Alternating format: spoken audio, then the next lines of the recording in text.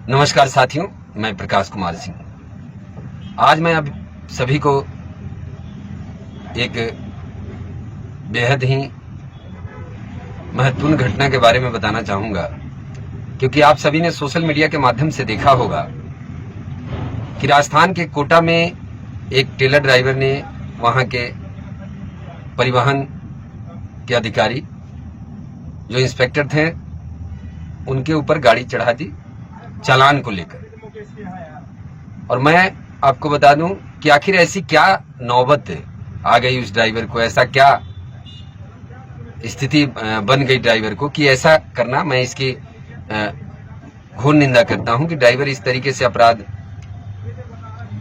करने वाला काम है, ये अपराधियों का काम है, ऐसा ना करना है। लेकिन मैं भारत की सरकार और साथ ही केंद्रीय परिवहन मंत्री नितिन गडकरी जी से इस वीडियो के माध्यम से बताना चाहता हूं कि अभी 5 दिन पहले की बात है, मैं प्रयागराज के रास्ते से आ रहा था।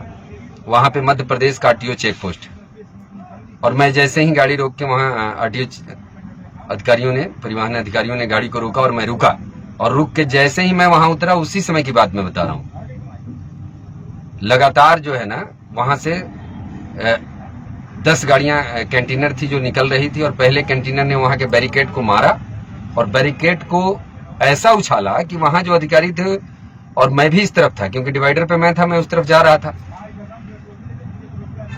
और एक गाड़ी ने मारा, उसके पीछे 10 गाड़ियां निकल गई। मैं पूछ रहा हूं कि आखिर ऐसा क्या हो रहा है। आप सबको पता है कि परिवहन अधिकारियों से इतने, मतलब आप ऐसा समझ लें कि ड्राइवरों का इस तरीके से शोषण किया जा रहा है ना कि ड्राइवर अब अंदर ही अंदर मरता क्या न करता वाली बात हो गई।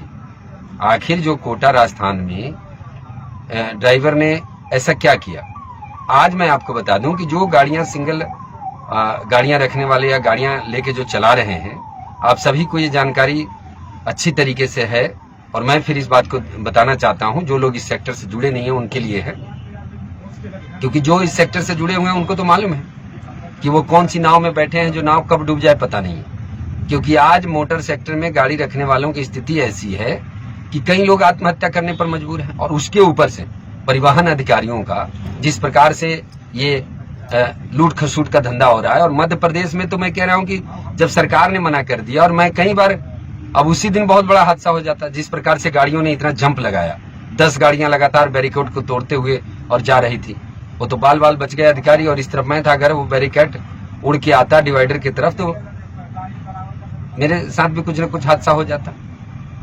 तो आखिर ऐसी स्थिति क्यों बन रही है। अब न्यूज वाले कह रहे हैं कि ड्राइवर ने किया हत्या। अब न्यूज वालों को तो न्यूज चाहिए भाई। मैं बार बार कहता रहा कि आखिर ड्राइवर को ऐसा करने पर मजबूर कर रहे हैं, चाहे वो सरकार अधिकारी हों, यानी आप ऐसा समझ लें कि ड्राइवर और गाड़ी चलाने और रखने वालों को शोषण, तो समझ लें कि इस सेक्टर का सबसे पहला जो है ना ये काम है कि जिसमें आपको शोषण ही होना हो। अगर कहीं से भी मैं पूछ रहा हूं कि आखिर ऐसी क्या नौबत आ गई जो उस टेलर ड्राइवर ने गाड़ी को घुमाया और उस अधिकारी के ऊपर गाड़ी को चढ़ाई। अब इस पे प्रतिक्रिया देने के लिए तो लोग नहीं आएंगे, इस पे तो बोलने के लिए किसी को होना चाहिए कि भाई ड्राइवर के पक्ष की बात करें। जब ड्राइवरों के साथ जब अत्याचार हो रहा है, मैं आपको बता दूं कि चंबल के लुटेरों से भी स्थिति जो है ना, आज चंबल के जो लुटेरे थे ना, उससे भी स्थिति जो है आज इन आरटीओ ने कर दिया है। जब गाड़ियों के डॉक्यूमेंट बराबर होते हैं, आपको पता है कि सारे पेपर ऑनलाइन है, उसके ऊपर ये अधिकारी क्यों बैठे हुए रहते हैं लूट खसूट करने के लिए। टोलों के ऊपर से ओवरलोड जा नहीं सकते, बॉर्डरों से आप निकल नहीं सकते, सबको पता है कि अंडरलोड में गाड़ियां चल रही हैं। और ये जो ओवरलोड में गाड़ियां चल रही हैं, चलवा कौन रहा है? ये सब सरकार के अधिकारियों के इशारे पे ही काम हो रहा है। चाहे वो रोड बनने वाली कंपनियां हैं, रोड बनाने वाली जो कंपनियां NHI में है, वो लोग ओवरलोडेड का काम सबसे ज्यादा करते हैं, क्योंकि सरकार ही करवा रही है कहीं भी। और अगर जो ऐसे निजी लोग गाड़ियां रखे हुए हैं, उनकी स्थिति ऐसी नहीं है, और आज एक ड्राइवर ने किया, कल दूसरा करेगा, परसों तीसरा करेगा, तब तो पता लगे कि सड़कों के ऊपर जो है ये कैसी भयानक स्थिति बन जाएगी। ये स्थिति ऐसा नहीं है कि आज एक ड्राइवर या एक परिवहन अधिकारी की मौत हुई है, ये बहुत गंभीर विषय है और सरकार को इस पर विचार करना चाहिए कि ऐसा नहीं है कि वो अपराधी मान लेते हैं, उसको सजा हो जाएगी, जेल हो जाएगा। ये इस विषय का नहीं है। इस विषय का हल है कि आखिर ये ऐसी नौबत क्यों आ रही है, ये नौबत आने का क्या कारण है, कि क्या किन हालात में ड्राइवर ने आखिर गाड़ी को क्यों चलाया। भाई आज ड्राइवरों के साथ जिस तरीके से शोषण किया जाता है, चाहे वो पार्टी वाले हों, मैं आपको ये भी बता दूं कि ड्राइवर को इतना परेशान किया जाता है। मैं देखता हूं कि जहां पे 14 चक्के ट्रक जाने की जरूरत नहीं है, आप माल भरवा देते हैं और पार्टी वाले क्या करते हैं, इसको ट्रक वालों को ऑटो बना लेते हैं। आप किसी भी फैक्ट्री में चले जाओ, चाहे गेहूं भर के, आटा भर के, मैदा, कुछ भी लेके आप चले जाओ, वहां जाने के बाद गाड़ियां 2 दिन 4 दिनों तक खड़ी रहती है, न वहां नहाने खाने, मतलब ऐसी मुश्किलों में ड्राइवर वहां रहते हैं ना कि वो इतने अंदर ही अंदर, आप ऐसा समझ लें कि अंदर ही अंदर वो लोग कुंठित होते रहते हैं। यानी चारों तरफ से ड्राइवर को इतना परेशान करना, और ट्रांसपोर्टर को अगर फोन करते हैं, क्योंकि इसके लिए कोई विधि व्यवस्था बनी नहीं है। लोगों को पता है कि 2-4 दिन रुक के गाड़ी खाली होगी, अगर किस्त वाली गाड़ी है उसका क्या हाल होगा। और चालान के नाम पर वहां नहीं है, हर जगह सबको पता है। उसके ऊपर से मैं आपको बता दूं कि मैकेनिकल क्या है भाई, जब आपकी गाड़ी बनाई, आपने फिटनेस कर दिया, सारी चीजें कर दी, तो ये ढकोसलाबाजी हर राज्यों में क्या चीज क्या है। अगर आप पैसे नहीं दोगे तो कहेगा मैं मैकेनिकल फाड़ूंगा। जब आप एक देश एक कानून की बात करते हैं, जब एक हर जगह भारत में एक ही व्यवस्था है, तो ये राज्यों में अलग अलग ये कहानियां क्यों बना के रखे होंगे, ऐसा क्या है। ये केंद्रीय परिवहन मंत्री जी का काम है कि इस पर विचार करना चाहिए कि हाँ भाई ऐसा क्या है। ये राज्यों में जो अलग अलग नियम कायदे कानून बना के जो गाड़ी वालों को ठगने का काम कर रहे हैं, क्योंकि इससे सरकार को बेनिफिट है। मैं बार बार कहता हूं कि आज जो गाड़ियां सड़कों पे चल रही हैं, इससे सबसे अधिक सरकार को बेनिफिट है, और जो गाड़ियां चलवा रहे हैं या चला रहे हैं, वो सिर्फ एक ऐसा आप समझ लें कि वो करेंगे क्या। वो आज इतने सालों से अगर मैं भी मोटर सेक्टर में काम कर रहा हूं, चाहे कितनी भी नुकसान हो, फिर भी मुझे करना है, क्योंकि मैं इस सेक्टर से जुड़ा हुआ हूं। अगर जिस काम के बारे में आपको जानकारी होगी वही तो काम करेंगे आप। और आज अगर मोटर सेक्टर में मैं काम कर रहा हूं तो इन चीजों को मैं बारीकियों से देखता हूं कि आखिर क्या है।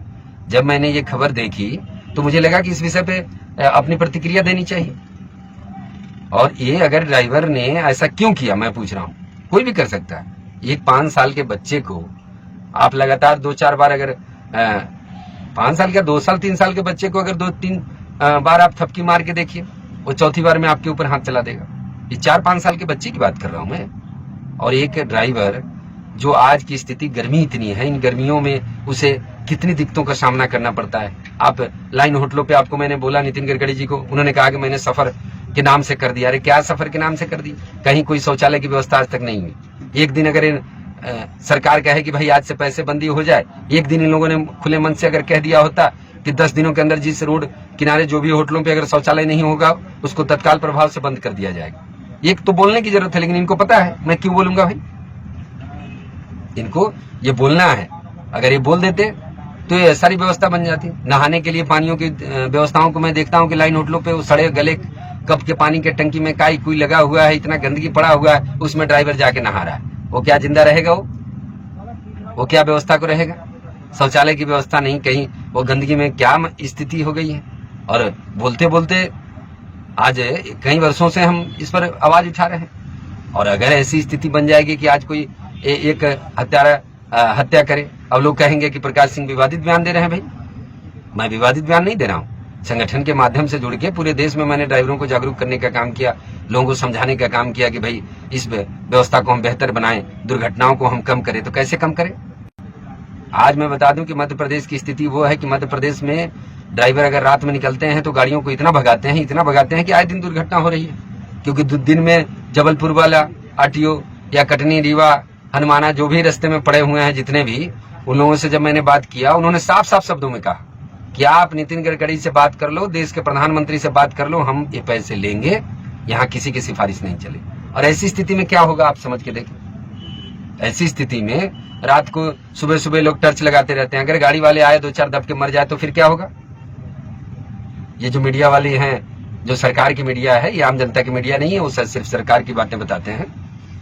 तो वो सरकार की खबरों को दिखाते हैं, लेकिन मोटर सेक्टर में मैं बोल रहा हूं कि सरकार को इस पर गंभीरता से विचार करनी चाहिए। ये एक घटना नहीं है, और ऐसी घटनाओं का मैं आपको बता दूं कि मतलब देखता हूं तो अंदर ही अंदर हम जिस कहते हैं कि हम आजाद हैं, लेकिन मुझे लगता है कि हम आजाद नहीं हैं। और ड्राइवरों का शोषण तो इस तरीके से करना कदम कदम पे, आप चले जाओ फैक्ट्री के अंदर, वहां 5 दिनों तक खड़ा करके रखते हैं लोग। कहीं भी, चाहे वो कोई कंपनी में चले जाओ, कहीं भी ड्राइवर की इज्जत नहीं है, आप ऐसा समझ लें। कंपनियां बहुत सारी है जिनके पास 200-400 गाड़ियां हैं, लेकिन मैं देखता हूं कि आज भी ड्राइवर के शौचालय करने के लिए उनके ऑफिस के पास शौचालय की एक व्यवस्था नहीं है। वो डब्बा लेके आज भी खेतों में जा रहे हैं। तो अगर सरकार इस पर गंभीरता से विचार करेगी तो जाके होगा। आम जनता कहाँ सुधरने वाली है? क्योंकि नितिन गडकरी जी को मैंने देखा कई बार उन्होंने कहा कि भाई लोगों में सरकार के प्रति, प्रशासन के प्रति, कानून के प्रति डर नहीं है। तो डर कहां से होगा? जब कानून वाले ही 100-200 में बिक रहे हो तो डर किस बात का होगा भाई? 100-200 में तो ईमान बेचने निकले हैं। आप 100-200 दे दो और जो करना है वो कर लो, ये तो व्यवस्था बनी हुई है। तो ऐसी स्थिति में क्या करेंगे और कौन सुनेगा? तो ये जो घटना है, और ऐसी घटनाएं कहीं ना कहीं मैं कह रहा हूं कि आप गलत कर रहे हो तो उसका रिएक्शन तो देखने को मिलेगा।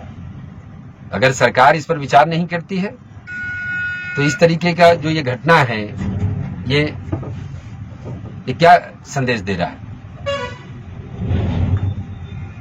तो बस आज के लिए इतना ही साथियों। जय हिंद, जय सारथी, जय भारत।